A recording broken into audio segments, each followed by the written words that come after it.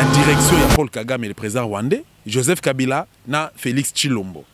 Communauté internationale au bino bolela, communauté internationale au bino de la grande puissance, tout ça, bah ça va complot. Bah il m'a envoyé les calambo canabiso. Alors, et c'est que biso c'est terre plutôt que to ça la campagne à Makambo biso to maîtriser te.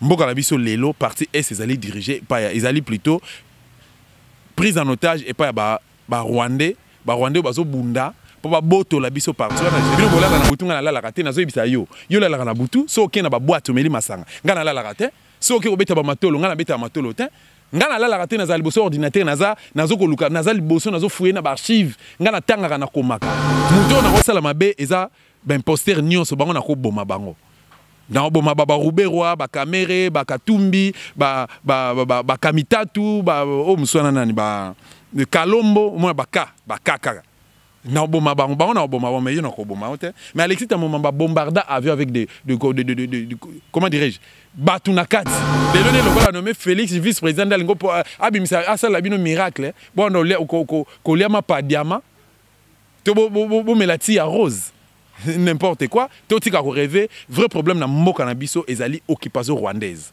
Ça fait 22 ans, 23e année yango.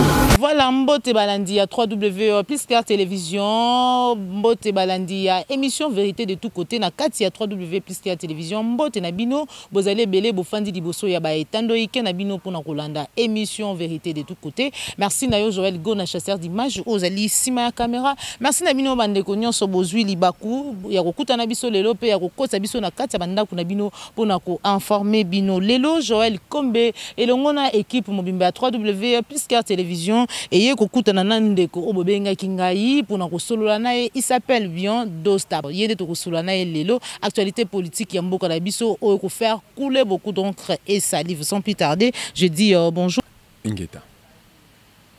Voilà bonne santé na yo Naza en forme hein. Naza en forme, Naza très bien, mais seulement qui est un peu inquiet pour certaines choses les Ganambo Canabiso, Bande Canabiso na Est, Bazo Koufa, surtout que précisément na Minembo, Eska, civique, Eska complicité, Bande Canabiso, Congolais, nos propres frères congolais, na autant Bande IDPS, entre autres Tshilombo, na bande comme Soussou, basali complot pour bateka parti Estambo Canabiso et ça la passe donc on ne jamais que non ngana bien parce que même à ce nom mais la main à pamba ceux comme na gorso na kanisi que no bakata ki mama ko mutu soit fait aussi là donc voilà quoi. Voilà, tu es vraiment magambo eko inquiété ba imboka diaspora ebele ya ba congolais après alternance ya pouvoir kaka le lingo lobby bande ko na biso na ngambu ya est na minembo mikolo oyo pas moyen ba ko continuer ko kufa ba mama ba okata bango mitu ba papa ba okata bango mitu bana baleki oyo ya biso message to réaction ya dos ezali le lingi ni qu'est-ce qui ne va pas na ngambu ya est alternance politique na Congo et ça limité pe ça liminante na loba ngo pe na expliquer ngo na ba facette ebele alternance politique na RDC et ça limité pourquoi parce que l'opinion nationale et internationale attendait plutôt le départ de M. Kabila mais Kabila est là il rôde toujours derrière Tshilombo marionnette c'est bango azalazo faciliter bango o bango bazana ngo pour ça a faciliter les balkanisation ya mboka na biso eza en cours partie est ezokende Rutshuru Beni Butembo Fizi Maniema Kivu Kindu donc les lois na maboka bapaya na minembo ba Rwandais ba CG wana déjà bande ko na biso bazana est bakangaki quelques militaires ADF nalu oyo bango moko avant ba bomaye azo samba nanu azo dénoncer complot ya narizi ya Paul Kagame na kati mabele ya ba congolais voilà donc ça fait très mal côté là moi na moko boti to paye responsabilité oyo barrière parent to ba para ba tikelio zo yango gérer yango de façon que bande ko na yo na ba famille no so e bénéficier mais yo zui ozo kaba yango à l'insu de tes frères ça fait très mal ngai na koka ko ndima lisusu patriotisme ya IDPS limité balbi que non bango baza ba socialiste baza ba démocrate na ngala ndima yango c'est réellement ba ponaki pour la vraie démocratie. Oh, namboka ezali na occupation to kobeta lisolo la démocratie.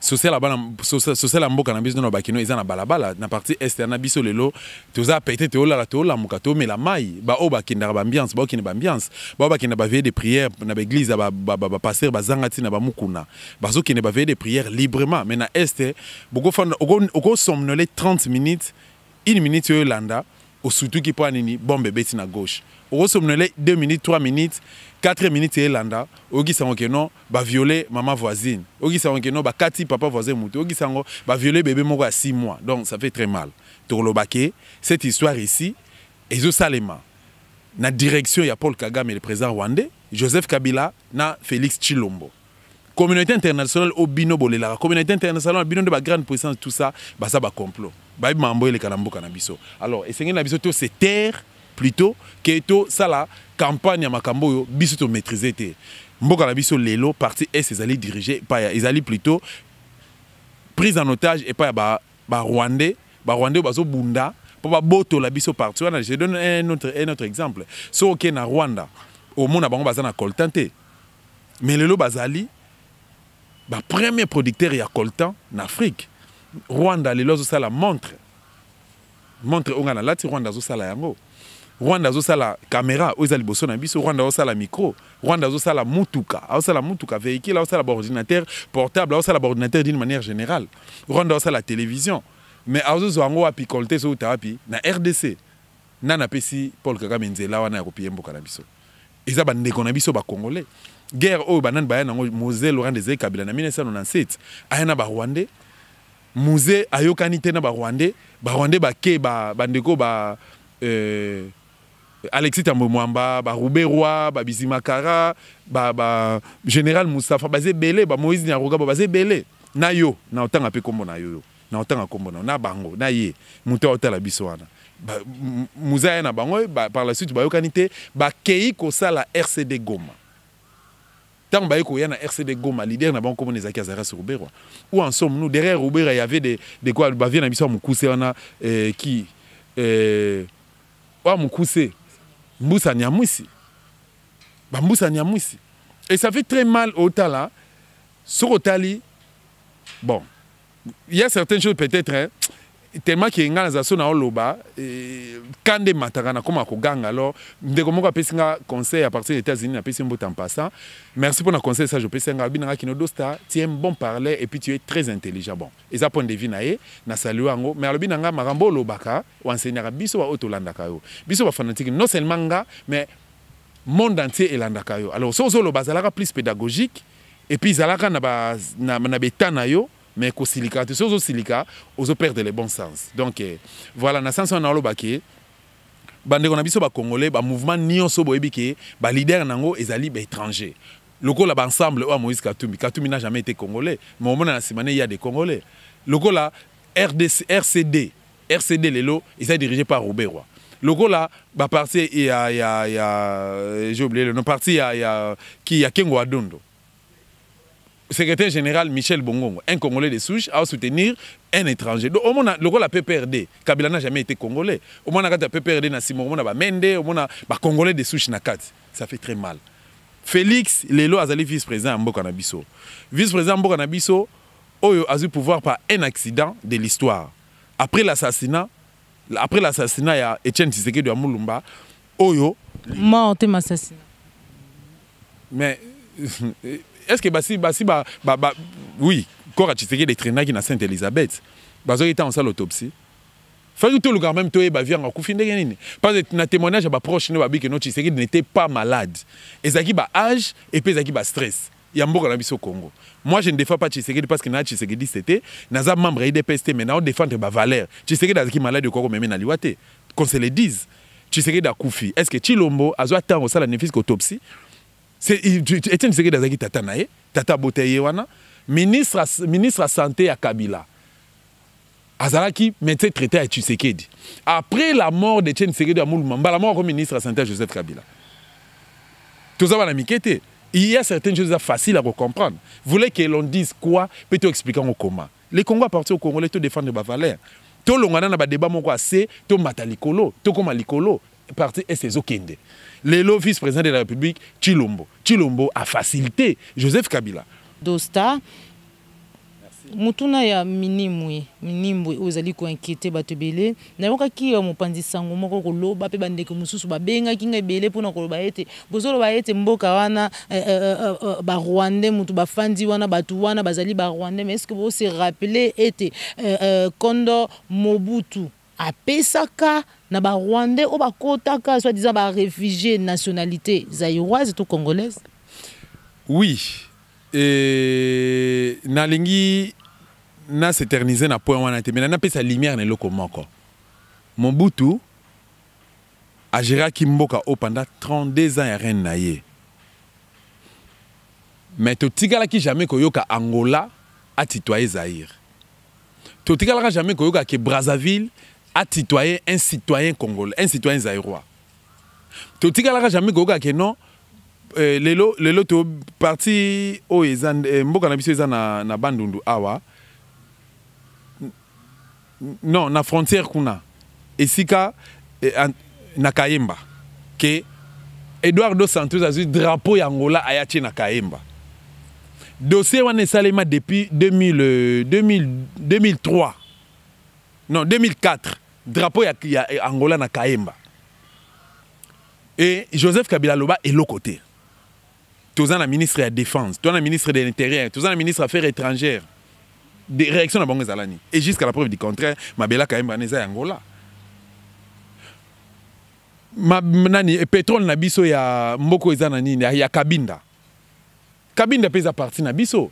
Mais bana ba bénéficier nango. Syndicat de colonel Eduardo Santos. Syndicat de colo oyo lelo ba pasteur ba betela maboko ba boketu premier ba betela maboko ba corruptible ba koti business na kata ba masolo o komba obiso to monde la passe obiso to s'exposer nango o to tambo n'est-ce pas que ngala tambo la insécurité na Kinshasa. Toi tu ne vis pas avec moi ici à Kinshasa. Moi je me promène parfois avec des culottes, parfois on se camoufle, parfois on se comporte comme si on était dans un autre pays pendant que nous sommes dans notre pays, pendant que nous sommes en RDC. Pour na combat obiso to monde la passe. Tu vois des choses parfois matanga et na sengi bino pardon nangana komalsu na pona parce que ba bloquer matanga ya mwana. Donc Mobutu atikalaka jamais ko céder mboka opa bapaya. Mobutu atikalaka jamais ko pesa opportunité et pas ya bapaya. Na tikala ko mona teke no ministère de la justice ba pesa ngo rwandais. À moins que na mikosa. Na tikala jamais ko mona ke no ministère de l'intérieur, to défense na biso ba pesa ngo Ruberwa. À l'époque na petit Ruberwa akala, ya sera Mobutu to pesa kombonini. Na mona kana ngaite. N'a jamais comme on a créé vice-président de la République. Au Conseil de la République, à l'époque, il y a un cardinal Mosengo, Monseigneur Mosengo à l'époque, il y a un secteur rwandais. N'a jamais comme on a. Mais, au jour d'aujourd'hui, et comme il est normal, Azara sur Robert, c'est la pointe de presse à l'objet que non, tout celui qui a causé contre des Rwandais ou bien des nationalités américaines, n'a aucune justice. Personne ne Congo. Et puis, il y a un micro, il y a des journalistes congolais. Et ça, les médias congolais. Attends, les Congolais peut-être, tant que tu comprends, ils ont pour la pauvreté, qu'ils ont un bon retour à ça, ils ont un bon message, ou bien, ils ont Luka pour libérer un bon cannabis. Il y a un senga et pas bande cannabis. Mobutu a zalai kaka mabete. Pendant l'époque du maréchal, na fongoli ka parenthèse moko. Ngana zara trop jeune, mais plante oh excusez-moi maman, plante tient na mutu na yo, ils a raté hein. Maman betela biso ba masolo ba ene nanga ba betela nga ba masolo okangi mesh kuna ezalaki retour à l'authenticité mesh te plante te ba mono na pantolo te mwana mwasi ba okanga yo ba parano ba kwa ofuta ba mbongo oso comprendre mama zaïroise sérieux wana mabuta fongola ba mama zaïroise CPA hein olingi kolata malonga tika koela ba wax importé soki na Zaïre na biso ba wax sa qualité ezali afongola CP ba sa qualité mama zaïroise alati mwa liputa tala ba mama Bilabel à l'époque aleki na télévision zo beta concert na ye ata zo bina na ye azana liputa mama zaïroise une femme qui se respectait à l'époque mais lelo Joseph Kabila ba memeli biso n'importe quoi ba bêtise ba memeli so ba bêtise. Bon, Mobutu a payé ça nationalité, a payé ça nationalité. Bon, il a vu ça document contraire par rapport à discours à Dosta. Je n'étais pas là. Je n'ai pas vécu l'époque du maréchal. Je vivre à Mouzena et à Joseph Kabila Lelo. Mais du moins, je connais l'histoire parce qu'il y a de l'école. Je n'ai interprété Marambo Batou Balobate. Na kende kotanga ona classe. Na sali ba retile na sa ba recherche nanga. Bino bolala na butu ngana la raté na zo ibisa yo. Yo la na butu so ke na ba boîte meli masanga. Ngana la raté. So ke obeta ba matolo ngana beta matolo te. Ngana la raté na za liboso ordinateur na zo koluka na za liboso na zo fouiller na ba archive. Ngana tanga na komaka. Tu sais que moi je suis en train de parler et ça papa na mta sene kinga yango personnel. Ongana oloba eza ongana tanga ki na classe. Eza ba oyo ba écrivain kala ba koma. Oso comprendre Mobutu ateka mboka o te Mobutu a unifié ki mboka. Aza Mobutu azaki comment dirais-je, à un moment donné, Brazzaville, pardon, bandeko na biso à Rwanda, meka kate, mais buta kenda ko fanda na résidence sénéza na Goma, nani ngo a Osaka. Muta Osaka zalaka te, moi mon père fils militaire. Papa nanga militaire, maso papa nanga général Oleko. Général Oleko a yébé à l'époque à maréchal comment est-ce que l'armée zalaka organisée. Famille maréchal les Ali, Solange n'a pas son mbote place en Suisse. Famille maréchal les mon ami Solange n'a pas son mbote. Bana maréchal Bakuka maréchal Bangwana. Ba général Nzimbi, ba général Wezago, ba général Amela, ba général Basuki, ba général qui ba généraux ya kala ya maréchal. Ba yebi combien ba se comporter qui na kati ya armée zaïroise. Rigueur à maréchal ba yeba ki yango. Ba général Maele na kombo ki mayenga yangwana. Vous comprenez? Donc exactement, notre vivre époque, il y a Amissi, hein, Tango Fort, Célestin, général, on a Elvis, neti tonto mo à quartier, neti tonto mo à quartier. Comme moi même à tasso au Kangal, on a banga nanga été. Ngana bundana général Tango Fort. Nazolo ba on a télévision Tango Fort aya. Nazo masasi na lisu nanga o chrétien ngai. Tango Fort le 19 septembre passé, ba betanga ba nchendanga na ba cross d'armes. Témoin nanga Moïse Monidela, témoin nanga Sonia Roley. Bozana poto na ebotu bobenga na ko passer même numéro na azaya correspondant à RFI na RDC bazaki ba témoin nga un général na ba étoile na mapekano aussi ba journaliste na nzoto to simba na nzoto. Vous comprenez? Histoire ezali ba photo ezali ba image ezali vous voulez que to la sabino nini que mboka na biso ezali occupé par ba rwandais partir à ses okende Mobutu apesaka ba nationalité zaïroise à l'époque mutaye ko faciliter eloko wana ezali Musée Laurent Désiré Kabila na mwana na Hippolyte Kanambe. Ce n'est pas Dosta. Ce n'est pas Dosta. Voilà, merci beaucoup, mon amboka Dosta. Tuna mutuna ya mibale par rapport na maponami o salami na Sénat, institution ya munene ya mboka na biso, Alexis Tambwe Mwamba oyo batu ba yebi histoire congolais yebi histoire na ye, batu pe ba rolanda biso ata ma congolais pété ba yebi histoire ya qui est Alexis Tambwe Mwamba. Aujourd'hui, il est le Sénat, les présidents du Sénat. Réaction ya Dosta, patriote. Bon, et là, on a rectifié le seul comme Yami Balé qu'il n'y a pas eu élection en RDC. Il y a eu plutôt des nominations. Il n'y a pas eu alternance, il n'y a pas élection. Voilà. J'ai des preuves. N'a prouvé que l'alternance, c'est ça les magité. N'a prouvé, n'est-ce pas?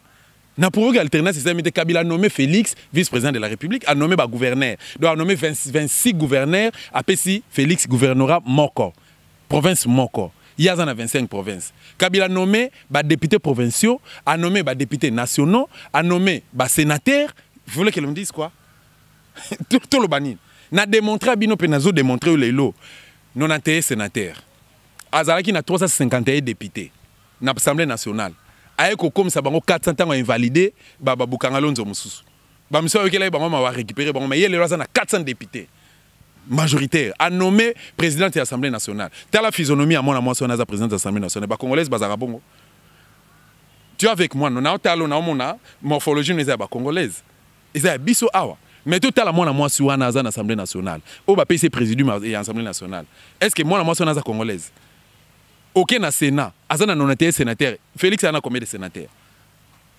Bazalara 100, Félix en a combien? Kabila non il est majoritaire. Mais c'est facile à comprendre qu'il n'y a pas eu d'élection à nommer président du Sénat. Comme on est Alexis Tambwe Mwamba, un autre étranger dans Mboka Nabiso. Alexis Tambwe Mwamba, ça la bino boye. Comment on a baloubat? Obi? Comment on a banani? Ya baloubat. Na révélé Mamboye le Mboka Nabiso lelo. Ba Rwandais ba oya ba okota na Mboka Nabiso. Bazana ba Rwandais ba mayele. Ba Rwandais oyebi ke bazana risque moko ba mayele te bazana malinité. Bazana risque moko ma risque en d'autres termes mais la stratégie. Il y a ma casse et puis ba anticiper ba idée na ba bi faiblesse biso bazairoi. Ba bi faiblesse na biso. Ba Rwandais bazoko apprendre ba dialecte na biso. Ba Rwandais bazoko kozwa ba identité na biso oyo James Kabarebe apiyaka le 17 mai en bakotara na 97 akena na Rwanda bazo ba kombo na biso ba Mwamba ba Lutundula bazo ba kombo na biso ba Kimbanzia ba Dosta bazo ba Mimango ba kopesa ngo ba dotango ba Rwandais. Vous comprenez? Ba dotango ba Rwandais so aye Alexis Tambwe Mwamba. Alexis Tambwe Mwamba. Tala est bien.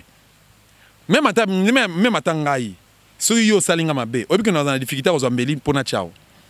Nous avons une difficulté. Nous avons silka contre me dire que nous avons massacre na beta. Nous avons une difficulté. Mouto na rosala mabe eza ben poster nyon so bango na ko boma bango. na boma ba Ruberwa ba Kamere ba Katumbi ba Kamitatu ba o muswana nani ba Kalombo moi ba Kaka na boma ba na boma mais na ko boma mais Alexis à un moment ba bombarda avion avec de comment dirais-je batunakati avec des vies humaines à l'intérieur. Il a réussi un monde d'anani. Est-ce que tu penses que ngai soki yo lobina ki no boma ndeko medanga na boma na boma ete boma bless bokoni na boma ete so bina boma madame Alinke Anike Elani na boma ete boma maman de Boulonné na boma te boma maman espé na boma te pour na okokate parce que vous êtes mes sœurs, c'est ma famille. Vous comprenez? Mais Alexis Tamomamba a boma bango ezaki na volonté na ye. Pourquoi le baïté no oti na na sama be pourquoi? Eza péché na mission nzambe pe eza crime contre l'humanité. Pourquoi le bar bongoté? Bien Alexis Tamombaza idiot akenda aleka na ba de l'école atanga ba classe belé. Alexis Tamombaza na ba contentieux judiciaire. Mutandengo na bino ba sénateur congolais. Na lo ba na bino ba obozaki nommé pas ya Kabila. Bondimi ko certifié et loko wana. Mais tel Alexis bien. Au moins c'est comme ça Aza mongol hein. C'est comme ça Aza normalité. Ozo comprendre. Azande mo na ba Francis Kalombo. Biso to tanga ba classe bien. Moi j'ai toujours dit que so le kinga na lobana le kinga na kokoma. So le kinga na kokoma na le kinga na lobana na deux choses wana. Ba arme na ngeza mibale ya ofinga te. Ya ofinga te impolitesse te. Mais Alexis Tamomwamba c'est un faussaire. Azande mo na ba ancien président de l'Assemblée nationale Njala Njoko. Bandenge moko na ba matata poni ba diplôme lukuta. Ye wana ke no pesa cours na IS Alexis Tamomwamba. Ba bengana ki pourquoi? Pourquoi ba bengana ki? Pourquoi ba bengana ki? On se comprend. Na mboka na biso il faut to eba nana zanani et puis nana lingi nini. Surtout anti-valeur, on est surtout incarné anti-valeur. To combattre ngo. Ngai tant que mboka na biso na occupation, bo betela masolo ba élection te, bo betela masolo ba parti politique te, bo betela masolo la démocratie te parce que to koloba mboka na biso démocratique te, la RDC n'a jamais été un pays démocratique pendant que nous vivons l'occupation rwandaise. Pendant ils ont 23e année, tout le monde a un secteur Joseph Kabila n'a bien catalyseur Joseph Kabila. Hier on a tout le monde a installé Chilombo na cité de Loya na Kanchach. Hier on a une ndako maréchal. Wale ndako tata na biso ndako na binote. Azu ndako maréchal a bengi ba chinois ba pakole ngo couleur a Chilombo na po. Allo ndeni vie wana Chilombo benga Hippolyte Kana be vie. Vie ndeni vie olobi no zana besoin ngati pona na sa course mon na centre ville. Te kokenete. Ah vie pardon. Chilombo comme bongo. Comment on va soumission moko te comprendre raté. Complexe d'infériorité à l'égard de M. Hippolyte Kanambe. Ça, c'est Chilombo. N'importe quoi. On se comprend. Il y a un peu de voisin. À comment voisin? Bangon au mona, bazolia. Et puis, moi, je n'arrive pas à comprendre. Au mona, classe, c'est bien. Dans ce bandeko, bon, diaspora, ba oba kota combat. Obo ça la faux combat. Kotang est bien base. À tout temps, il y a une base. On se comporter bien, on a une manière de faire non, on a rosala, on a rosate, on a rolobate. On a dit devant la caméra, ba finga kate. On réfléchit. On aide bateau ba Hollande biso ba non, Congo ezawapi, population congolaise ezawapi, état d'esprit na ngoza nini, to même bateau bisa bango nini po basala nini po na libération mboka. Mais tala ba Chilombo. Et puis on dit mi ba ko filmer yo, bazo filmer bino, ba présenter bino table, ba filmer bino. Amoni banane plantée à sauter. Chilombo moni qui frites à sauter à luka fwa masango na pondu. Est-ce qu'elle est Eza lisumu te, mais pourquoi devant la caméra? Et pourquoi il faut pas filmer bino?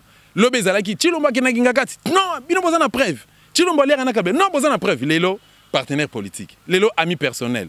Vous voulez que l'on dise quoi? Tu expliquer bino ni ba congolais. Bandeko bo na IDPS limité bo démissionner. Ndeko muso abenga lobby azan Allemagne si je me trompe pas. Pena ebisi na bi s'il vous plaît. Soko ko benga ngai poto solo to pesa nga conseil tout ça les chaînes d'idées. Vous allez bienvenue. Ba appelle nous allez vraiment les bienvenus. Mais soko benga po pesa nga ba raconter nga ba bêtises. Il ne faut plus jamais m'appeler. Derrière na bloqué qui est. Vous se comprendre. Conseil na opesa nga bi que non, yo senga na ba congolais ba démissionner na ba parti politique, yo zo ba que non Martin Fayulu azan na chance, yo zo ba que non population soutenir Fayulu. Tu veux que moi je dise quoi? Moi je suis journaliste après tout. Na kota na comment moi je travaille à la presse. Au départ, nga soki na ke ko samba lelo. So na ke na se na se présenter na justice. Ba retraiter nga de la même manière te que yo. Ba retraiter nga iloko la mutu oyo aibi mibeko. Mutu o atangi ba classe nande mona yote na parachutiste c'était na parvenité concert na yo ngala moi j'ai fait l'université na 2 diplômes à l'université s'il vous plaît na le niveau d'études dans awate na le ça diplôme awate parce que vanité de vanité tata na nga zayi na so combien mais atiki mokili o pour vous dire que la classe autotangaki et ça les abisso quand même la classe on a autotanga ba diplôme autozui et ça les abisso pour tout ça les bateau batangi te bateau ba fingara bateau bateau va se comporter indignement bateau ba ivron bateau ba pasteur ba bomela biso mboka tala mboka na biso comme lelo ba makamse comme na normal hein ndeto fani no boye oka kuna musique ebeta na niveau moko zo ko indisposé même muto azobela hein donc centre hospitalier aux anasima moyen ba malade ba se reposer ezate école aux anasima moyen ba to batanga ezate famille aux anasima bazana a besoin de repos moyen ba se reposer ezate moyen ba réfléchir même ezate ba moyen mikolo moyen ba to réfléchir ezate pourquoi pasteur na che bafle na ye on dirait mamba zo te wana nzamba yebiango on dirait yemo on est nzamba identifié tu m'as posé la question laisse-moi le temps de répondre natinda ko benga ngate obenga pour na répondre parce que faut tout ça lisa bande qu'on a biso to comprendre passer à bafle na na gauche on dirait yena nzambe bazana contrat et pourtant aza irresponsable pe nzamba ebiete passer muso ache bafle na droite donc beaucoup rapide ko sangana te bo ça église corps du Christ bo sarani bo ensemble pourquoi il faut bokabona pasteur Denis Lest révérend Mukuna, bishop Intel, tout ça. Mais ce sont des bêtises. C'est n'importe quoi. Hein? Et comme l'église, Charles Mombaya, père ton âme, mon papa, Aïmanze Momoko Lobi, Abi, Utakala église, Ezalaka Lingomba ya Christ. Kasi lelo et comme Ezari Lingomba ya Christ. Kasi lelo comme Magablo ya Batei. Lingomba comme Magablo Batei. Tala la plupart de mon monde a sali 10 ans, 6 ans. Une année, l'église, au monde a sa porte de Tengama, au monde a été musuli pour un préco, un zoulukable, au monde a une chemise de lemba, au monde a un zagabo mutapas. Mais à ça, ça dim, bon on est à passe, bon on est à makila, soué à fronaye. À ça, on peut s'offrande, passer à ça qu'on s'enrichir. Mais passer au monde a n'a pas super wax, passer au monde a n'a pas 2 boutons, 1 bouton, passer au monde donc, au monde a passer chic, propre. Puis à ça, on dégager odeur moro bien. Mais au monde a mouton à ça mutapas, passer à ça, on est à saliboé, amen. Bazo mema toujours na mboka ba rêve ba illusionniste ba pasteur ba psychologue a minene mais na ko sala banquette belé je me suis rendu compte que la plupart ya ba pasteur nyonso ba na bango ba occultiste sacrifié pour mieux régner tala ndako pasteur au mona za na villa kitoko a fana na ba condition bien bana ne ba otanga na ba condition bien mais asala raté il n'a pas un salaire mais yo mutoza na salaire aux vivre dans la condition même bête aux lala et ça bien té même ça ni aux là même vers aux melam et ça il y a mal monter pourquoi parce que aux rêvé servitude tu es là pour servir les pasteurs ba ba kenen église à maman langue a été abino servitude bo ça bande on a mis mais bo ça ça y est maman langue bana ne batikal ba riche après tout ngala za en Afrique d'ici na 100 ans maman langue azana ndako ya tonga cité oya somba oya tiki na mobali na ye bana ne ba kufa même ba koko na ye même ba koko na ye ba kufa ba pauvreté hein mais mbongo neza mbongo bandimi yo mondimi ba ote ya ko salisa ndeko na ote mais salisa ye pasteur n'importe quoi tuna misatu et puis fini ko simba na ko boto na micro te pour apparemment to ko micro te loba avotu na mutu na misatu na mbi ko bongisa ngo avotu na mutu na misatu ba bar oyo tondi na villa Kinshasa oyo bozana ba gouverneur obino bofotaki Kabila nommé gouverneur Gentini Ngobila bomi batu na yumbi kuna na mai ndombe ba remercier ba pese hôtel de ville ba bar etondi na Kinshasa awa bon so OK ana Kinshasa batu balala la soute na ba quartier muso omona jeune fille héros alali pongi soto komi 15h à la muki aluki abeti ba matolo asali kindumba azumani tout ça to komi kaka 18h à sukole a chema fort de teint ye wana bimi akena coin. Apparemment, gouverneur Gentini Ngobila Kalamingi te awa komaki kolinga ko tia ville pour après ko recadrer apesi ba mbongo pour ko entretenir ville province na biso mais ba maman kaka ba leli o gouverneur Gentini azongisi mais finalement ceux qui ba bi ba recadrer ba tia ordre ba to ba leli mais ceux qui ordre zate de Soumabe dosta kende na Nyangwe na Lingwala kende na couloir Kimbuta na Njili kende na couloir Madiankoko na Matonge kende na Matadi Kibala kende na triangle Cité Verte kende na triangle Campus kende na rond-point Ngaba salle des morts kende na Super Lemba tala elo na webiso loko moko hein la paix c'est un besoin mais elle ne peut jamais exister lorsque tout le monde croit qu'il a raison. Moutounio sa cause à moukonzité na mboka. Moutounio sa cause à moukonzité est-ce que biso ba dossier toluka bokonzi toluki bokonzi te mais tozo bunda pour la libération mboka na biso ngai na qualité na nga journaliste même après 50 ans kulutu na ngai papa na ngai na pese mbote Kwebe Kimpele je ne sais pas plus de 45 ans de service 45 ans un métier dans le domaine na biso oh mais il vit sa vie il est fier et puis nazaka fier à papa na parce que aza parmi ba ne onga ba inspirant ngai oso comprendre nako comme nanga ministre ou pas nako comme gouverneur ou pas nako comme président de la République comme président de la République ça problème té Tshilombo n'a pas étudié autant que moi Hippolyte Kana n'a pas étudié nga na ba qualité na critère nazo répondre na critère na répondre oso comprendre so ezaki ngai ndi na prêtaki serment le 24 janvier passé ndé lelo occupation rwandaise esili ndé lelo social à ba congolais esili donc wana eza nango priorité té soki et que politique ya social politique sociale et que zaki instauré na mboka na biso population za na musala population azotanga population zo se médico malamu jezali donc tozo vivre aisément ne fils que le minimum est-ce que bato ba sala baba na l'église on a bato ba okende oso comprendre donc eza na ba distraction to libérer mboka na biso le plus important to libérer mboka na biso eza prise en otage par Joseph Kabila prise en otage par Tshilombo parce que yepelele to tshina liste imposteur prise en otage par Paul Kagame. Et puis, tu as Moïse Katumbi, caméra, tu as voilà, pour finir, il y a FCCP Cash, le gouvernement au Ezobimakalamingi, qui a 65 membres, dont 42 il y a FCC, et puis le reste, il y a Cash Réaction Nayo Monambuka. Bon, non événement, point de presse Salemi, point de presse en Salemi qui wapi, na hôtel du Fleuve, n'est-ce pas? Et ça y est, peut-être dans Mikosi, et c'est un hôtel du Fleuve. Hôtel du Fleuve, on a un hôtel du Fleuve lelo, et ça CCIZ. Au Mobutu atikaka CCIZ. Et ça qui a un rôle nango au Mobutu asailaka yango, et ça qui a un rôle à jouer Kabila zu yango, à privatiser yango. Lelo so ok na hôtel du Fleuve on mona, na ba 75% ya bato ba loger kuna na ba chambre. C'est une sorte de Rwandais. Ba ka sa nini wana. Et puis na hôtel du Fleuve yo ko louer chambre kuna te, o kokate na budget wapi.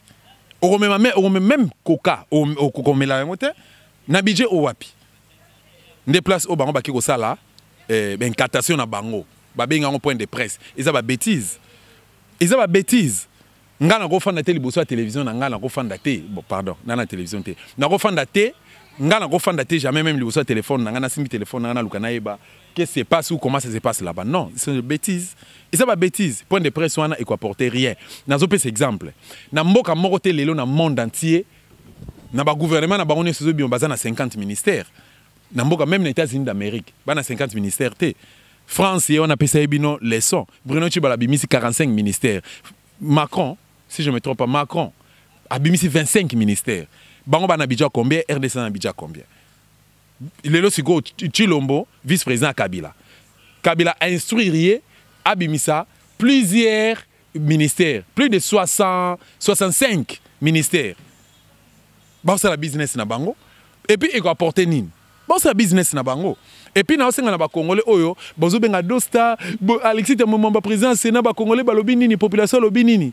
ote 65 ministères gouvernement ko bimakan vraiment mambango zo mela na sabino na bi ata ba bi gouvernement ko bimi sikoyo et quoi apporter nini na RDC ça fait autant d'années Joseph Kabila na tête mboka na biso ti lelo apporter nini lelo ne lokola nommé Félix vice-président d'alingo pour abimisa asala bino miracle bon ko liama pa diamant to bo melati ya rose n'importe quoi to tika ko rêver vrai problème na mboka na biso ezali occupation rwandaise ça fait 22 ans 23e année yango ba rwandais ba fandeli biso il faut vraiment te libérer mboka na biso pour libérer mboka na biso ezelo kwa mukie premièrement biso ba auto na combat j'ai pas anticipé biso ba auto na combat biso ba auto na combat totika trahison c'est facile à comprendre totika trahison si vous êtes journaliste, c'est la journaliste. Si vous êtes journaliste engagé, bundela mboka nao. Si vous êtes businessman, muso andoteka na matonga andoteka ba sous-vêtements. Atala kunae andoteka ba sous-vêtements. Andoteka ba sous-vêtements ba slip na matonge.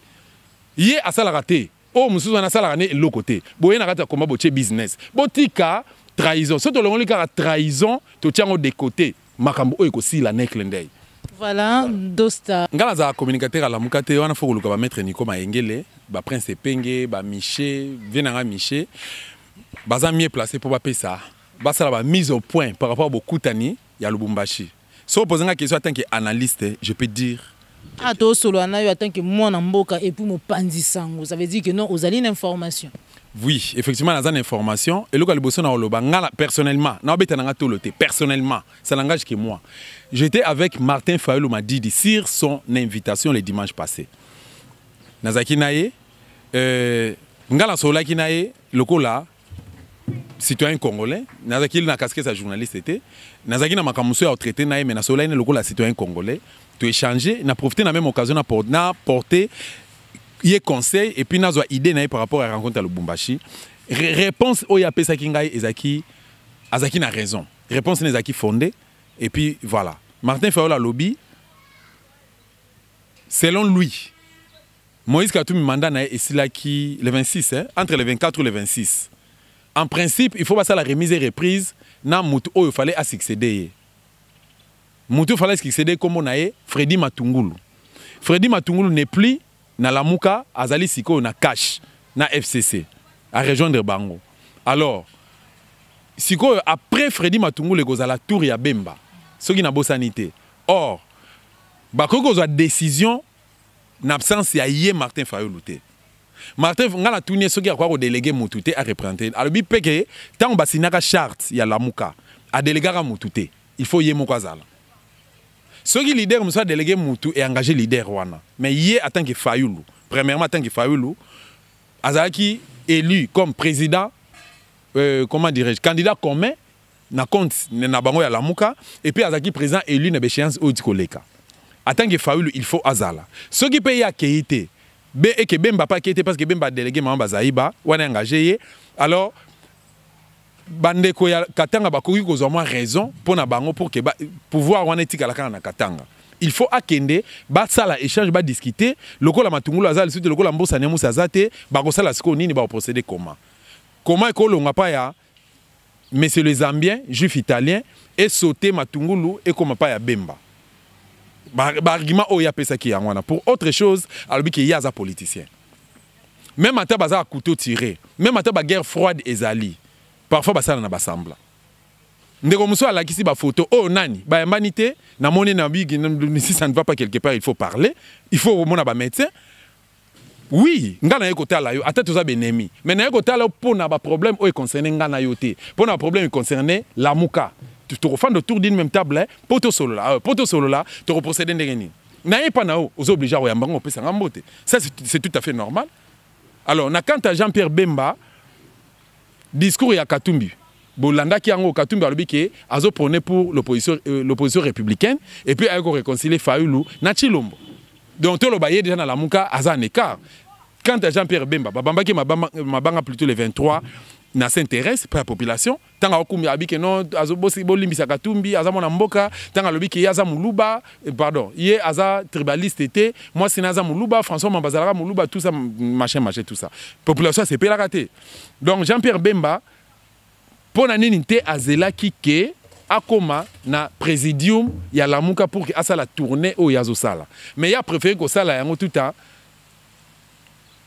tout en état membre na kata Lamuka et puis c'est déjà impression mabé et puis discours na discours à Lamuka te na maloba Jean-Pierre Bemba na tikali jamais ko yoka e place à lober la vérité des urnes. Or combat na bango na kata Lamuka bazo prôner pour la vérité des urnes ozomona ke ya ba tendance eza ebele na kata Lamuka ponanga ndenge ba fandi wana bazala sincère siko ba moni ke Lamuka ngo Lamuka panzana te parce que Lamuka ils ont représenté peuple congolais mais siko ba moni ke non okokité Katumbi a kogita l'axi face nae.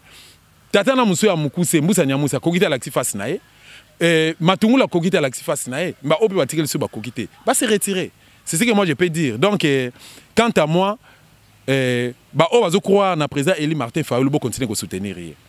Ba opi ba croire na été bo continuer ko s'accorder mais na kata division T, na kata business T na combat pour la libération mboka na biso Congo démocratique. Voilà, nous sommes arrivés à la fin de notre émission. Merci Nayo. Dosta. L'impossible plutôt n'est pas Dosta. Ingeta. Voilà, merci pour notre biso ngonga ko solo Nayo. Je vous en prie, merci beaucoup. Voilà, nous sommes arrivés à la fin de notre émission. C'était la Dosta. Il y a des gens qui likan ici. Il y a Kosolana et Lelo par rapport à l'actualité politique Yambo Canabiso. Merci à Joël Gona Ozaki Sima caméra. Merci à Cordon Opima Fouikou. Merci à Pasteur Hebron Zouzi depuis Belgique. Merci à Soledad Angola Papote Dizamatch. Sans oublier Papa Nambia Imote, Madame Ritibia qui nous suit depuis Paris. On se retrouve pour un prochain numéro, toujours sur la chaîne de vérité. Au revoir.